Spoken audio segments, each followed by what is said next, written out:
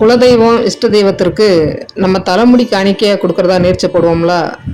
அப்படி நேர்ந்துக்கிறதுக்கு பின்னணியில இவ்வளோ நன்மைகள் இருக்குதா? அதை பற்றி தெளிவாக ஒரு வரலாற்று சிறப்புமிக்க மகாபாரத கதையை இந்த பதிவில் நம்ம பார்க்கலாம். கதையை முழுமையாக கேளுங்க, ரொம்ப பயனுள்ளதாக இருக்கும்.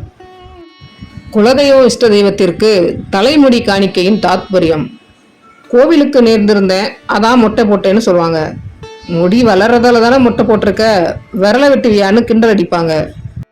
ஆனால் முடி காணிக்கை என்பது மரணத்துக்கு ஒப்பானது என்பது தெரியுமா? மகாபாரத போர் நடக்கும்போது இறுதி நாளில் குரு துரோணாச்சாரியாவின் புதல்வன் அஸ்வத்தாமன் திரௌபதியின் 5 குழந்தைகளையும் பாண்டவர்கள் என்று நினைத்து வெட்டி சாய்த்தான். விடிந்ததும் இறந்து கிடந்த குழந்தைகளைக் கண்டு சொல்ல முடியாத அளவு துயரமடைந்தார்கள் பாண்டவர்கள். இத்தகைய கொடூர செயலை செய்த பாதகனை வெட்டி வீழ்த்தாமல் விடமாட்டேன் என்று அர்ஜுனன் சபதமிட்டான். அன்று மாலையே கள்வன் அஸ்வத்தாமன் என்று தெரிந்து இழுத்து வரப்பட்டான். குருவின் மகனா என்று பாண்டவர்களும் திரௌபதியும் அதிர்ந்து போனார்கள். யாராக இருந்தால் என்ன, இவன் தலையை கொய்யாமல் விடமாட்டேன் என்றான் அர்ஜுனன். அர்ஜுனனை யாராலும் தடுக்க முடியவில்லை. அப்போது அங்கு வந்த ஸ்ரீ கிருஷ்ணர், அவன் தலையை எடுக்க வேண்டும் என்பதில்லை அர்ஜுனா, அவன் முடியை மலித்துவிடு, அது அவன் மரணத்துக்கு ஈடானது என்றார். அதற்கு பிந்தைய நம் மூதாதையர்கள் தவறு செய்பவர்களை மொட்டையடித்து செம்புள்ளி கரும்புள்ளி வைத்து கழுதை மேல் ஊர்வலம் வரச் செய்தார்கள்.